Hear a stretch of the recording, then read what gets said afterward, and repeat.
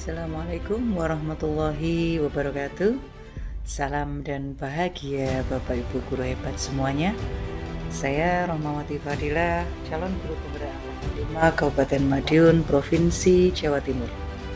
Dalam kesempatan kali ini saya akan menyampaikan tentang koneksi antar materi, kesimpulan dan refleksi pemikiran berdasarkan pemikiran pendidikan menurut Ki Hajar Dewantara.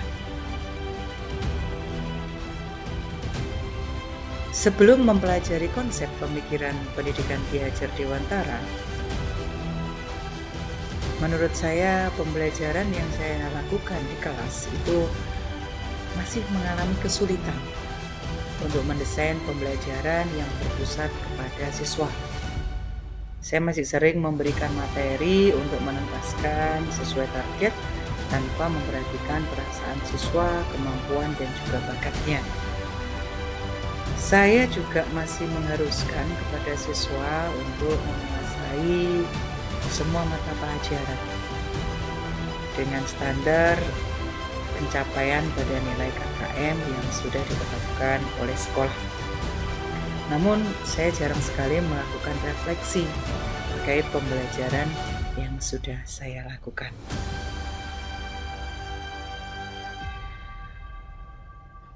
Di dalam pembelajaran, saya juga masih berasumsi bahwa hasil akhir adalah segalanya, tanpa melihat proses siswa dalam belajar, sehingga muncul pemikiran saya, anak-anak yang nilainya bagus cenderung dikatakan pada anak yang pandai, dan juga sebaliknya. Nah, kadang-kadang hal ini secara tidak langsung membuat siswa itu tidak nyaman dan kepercayaan dirinya menurun.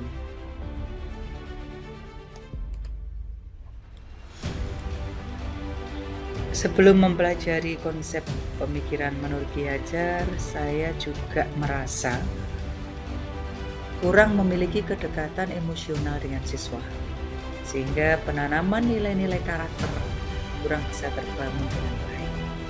Di dalam kelas, saya terkadang masih membuat sedikit hukuman supaya siswa saya bisa lebih disiplin, lebih bertanggung jawab di dalam pembelajaran.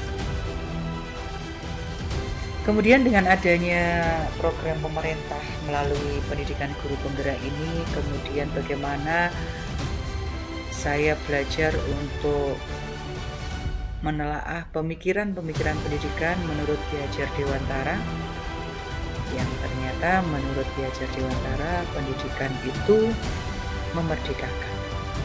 Pendidikan itu sesuai dengan kodrat alam dan kodrat zaman. Pendidikan itu menuntun. Dari ketiga rangkaian ini memiliki pandangan bahwa yang pertama adalah kodrat alam dan kodrat zaman. Ketika saya memahami bahwa pendidikan ini sesuai dengan kodrat alam dan kodrat zaman, saya semakin paham dan sadar bahwa anak-anak ini memiliki keunikan dengan latar belakang karakteristik, bakat, dan kemampuan mereka yang berbeda-beda. Ketika kita membimbing anak-anak ini, memberikan arahan, anak-anak bisa mengekspor potensinya menjadi lebih terbuka lagi, lebih leluasa lagi, maka anak-anak ini pada suatu saat akan mencapai pada tingkat yang tertinggi di dalam pembelajarannya. Kemudian pendidikan itu memerdekakan, yang mana di dalam pembelajaran itu sudah seharusnya tidak ada tekanan. Anak-anak belajar sesuai dengan karakteristik dan kemampuan mereka masing-masing, dengan beragam gaya belajar yang mereka miliki, mulai yang audio visual, kinestetik, dan di sini tugas guru dituntut untuk mendesain atau merancang pembelajaran yang dapat mengakomodir dari gaya belajar yang dimiliki oleh anak-anak yang ada di dalam pembelajaran kita.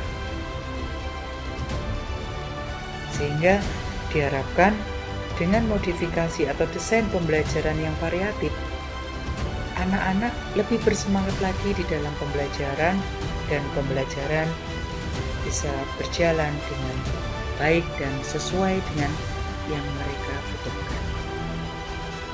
Menurut pemikiran Ki Hajar, pendidikan itu menuntun. Jadi pendidikan itu menuntun dalam artian bahwa saya sebagai seorang guru, saya tidak bisa memaksakan kehendak anak-anak harus mencapai target sekian di dalam pembelajaran. Saya tidak bisa seperti itu, tetapi saya harus lebih ngemong, saya lebih menuntun, mendampingi anak-anak ini dalam mengasah kemampuannya sesuai dengan bakat, minat, ataupun potensi yang dimilikinya. Dari pemikiran Ki Hajar Dewantara ini, maka sudah seharusnya saya berusaha untuk mengimplementasikan bagaimana di dalam pembelajaran yang saya lakukan bisa menerapkan pemikiran Ki Hajar Dewantara ini, sehingga tujuan dari pembelajaran, tujuan dari pendidikan yang saya lakukan untuk anak-anak dapat tercapai, kemudian dapat sesuai dengan apa yang selama ini anak-anak butuhkan. Yang pertama adalah saya harus berusaha menjadi teladan, menjadi contoh bagi anak-anak, baik di dalam perkataan maupun di dalam perbuatan, sesuai dengan semboyan Ki Hajar Dewantara, ing arsa sangtulodo, ing madya manguntaso, tuburi handayani. Saya juga harus bisa melakukan penanaman, penguatan karakter kepada anak-anak melalui kegiatan-kegiatan pembiasaan, sehingga karakter-karakter positif, karakter-karakter baik bisa tertanam di dalam jiwa anak-anak secara berkelanjutan. Sehingga diharapkan dengan berkelanjutan terpupuk, maka bisa menjadi kebiasaan di dalam diri anak-anak yang tumbuh dengan sendirinya. Kemudian saya juga harus mampu untuk merancang atau mendesain pembelajaran yang berpusat kepada siswa dan menyenangkan tentunya. Sehingga pembelajaran yang saya lakukan membuat anak nyaman, menyenangkan, dan tentu pada akhirnya anak-anak akan mendapatkan kebahagiaan dalam mengeksplorasi seluruh bakat, minat, dan kemampuannya. Dan yang jelas, saya juga harus bisa melakukan pendekatan secara emosional, saling berbagi, dan yang utama, saya bisa memberikan motivasi, dorongan kepada anak-anak untuk lebih semangat, untuk lebih percaya diri, untuk lebih bisa bertanggung jawab, dan memupuk rasa-rasa positif, karakter-karakter positif yang ada di dalam diri mereka. Dengan harapan ketika semua ini bisa terkolaborasi dengan baik, bisa dilaksanakan dengan maksimal, maka tujuan pendidikan yang berpusat, yang berorientasi kepada anak-anak, supaya anak-anak dapat meraih kebahagiaan dan tingkat yang setinggi-tingginya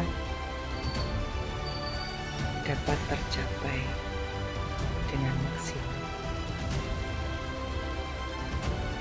Ada kurang lebihnya dari pemaparan tadi, saya mohon maaf yang sebesar-besarnya. Terima kasih, semangat tak pernah pudar, salam dan bahagia. Assalamualaikum warahmatullahi wabarakatuh.